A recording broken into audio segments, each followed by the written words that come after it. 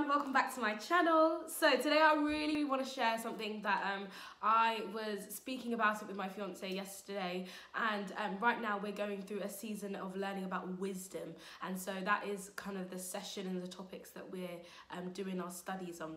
And one thing he shared with me yesterday was about Genesis, in Genesis 6:15 to 18, and I'm going to read it quickly for you guys so we can get things moving. But yeah, Genesis 6:15. Now take a closer look to what it says. So it says, this is how you are to build it, okay? So it says, the ark is to be 300 cubits long, 50 cubits wide, and 30 cubits high. Make a roof for it, leaving below the roof on an opening 1 cubit high all around. Put a door in the side of the ark and make lower, middle, and upper decks. I am going to bring floodwaters on the earth to destroy all life under the heavens, every creature that has breath of life in it.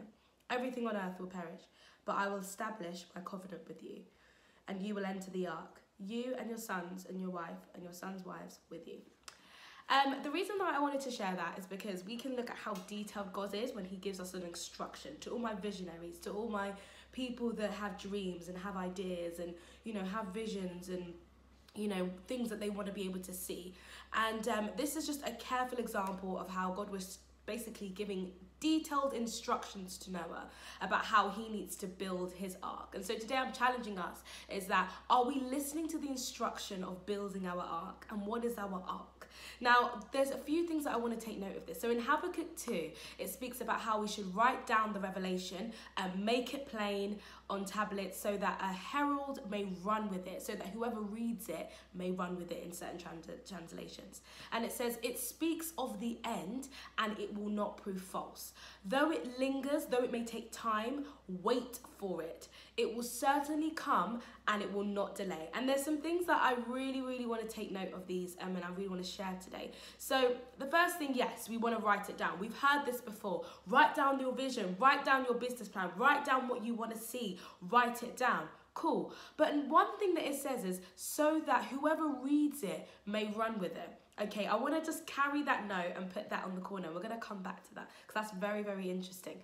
But to take it further down, it says, at a revelation, await its appointed time. Meaning, number one, you may have a vision, but it's not for now. It's for future. And sometimes we have all these great ideas, we have these visions, and we're like, why is it not happening now? Why is it not happening now? I had a vision that I'm going to be traveling the world. I had a vision that I'm going to be doing this. I had a vision that I don't see how it's working out. Oh my gosh, this is not fitting in. And it's like, but it's in God's appointed time. And just because he's put that seed in you, just because he's put that idea in you, that vision in you, which is fantastic, it's not just for now. It is actually for an appointed time. It is for the future. And so we must what? Wait patiently. And that's the second thing that I want to speak about. And we can see this in Psalm 135. We need to wait patiently for the Lord. But even in waiting, guys, the reason why we can wait patiently is because it says further down in Habakkuk 2:3, it says, it speaks of the end and it will not prove false. We can wait patiently because we can be rest assured of the expectance that's coming. It said that it will certainly come and not delay. It will certainly come. That vision that God's put on your heart, it will certainly come to pass. And that idea, where you want to see it come, it will certainly come to pass. It will not delay. Just because it takes 1-2 years does not mean it's delayed. Take note, guys. When God was speaking to Noah about building the ark, do you think that happened overnight? It happened 300 years later. God gave him instruction and said, I will send the floods and all of this stuff. And 300 years later was when the ark was built and was now in use. So sometimes God may be telling you to build an ark, but it's not actually needed until 10 years' time for the next generation. It's not needed for the next soul many years later. And so we, as millennials, the fast generation, quick. You want a phone? Quick. You want to make money? Quick. You want to do this? Quick. Everything's quick. We're a microwave generation. We are not used to waiting patiently. But 300 years, what you taught, bro? What you taught, bro? Me want to see that right now. You know what me say? We want to see that right now. Like, seriously, like, that's all we saying, like. But I just really want to encourage all of you, the visionaries, the people that have all these great ideas, the people that have this burning thing. Yes, run with it. Yes, start building, start planting, start laying that foundation. Start asking God for wisdom when we're about to embark on making these decisions, because importantly, we need the wisdom, because that wisdom speaks, that wisdom, we need that to direct us in the guidance and the decisions that we need to make. But take note of these three things. It is not for now, it is for the future. We must wait patiently, but we can wait patiently because it will not come void. It will not delay. It will surely come. We can be expectant. And the last point that I want to leave for you guys today, which is that the vision is not for you.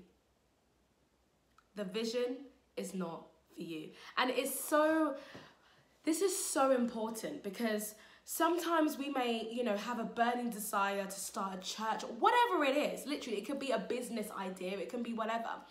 And if you notice, it's not for you. It's for the customers. It's for the consumers. It's for the people that will receive that. It's not for you. But sometimes we idolize the vision. We idolize this business plan. We idolize what God has given us. We idolize this idea, and we think that it's now our identity. And so when people want to leave, when people are like, oh, I'm only here for a year, and then after the year they want to cut, or people want to say, you know what, I love you and I appreciate you, but this isn't for me, we now take it personally. We're now like, whoa.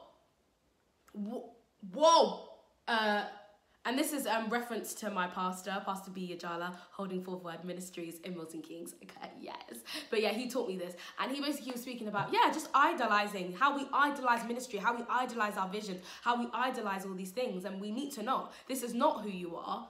It is not our identity. My identity is not Transcend and what I do with Gospel Productions. My identity is not my education platform and how I want to inspire people. This is actually for other people. It's not for me. And we need to cut that. We need to come out of that, because before we know it, it's now an issue when people want to leave your church, or it's now an issue when people want to leave your ministry. Why is that an issue? Why is that an issue? Why is that, seriously, why? This is God's work. If you are a Christian and you're watching this is God's work. This is God's idea. This is God's vision. Why is it a problem when people want to leave? So do not idolize the vision. So 4 things really quickly, and then I'm going to be out your way. First thing, vision is not for now. It is for the future. Second thing, wait patiently. Third thing, be rest assured and expectant. And that's how we can wait patiently. And the last thing, the vision is not for you. The vision is not for you. So do not idolize that vision. But hope you enjoyed my video, and take care. If you really enjoyed it, like, comment, share, subscribe, send this to your cousins, brothers, sisters, mothers, friends, step family, enemies, send it to everyone, and let's impact and inspire each other. God bless you all.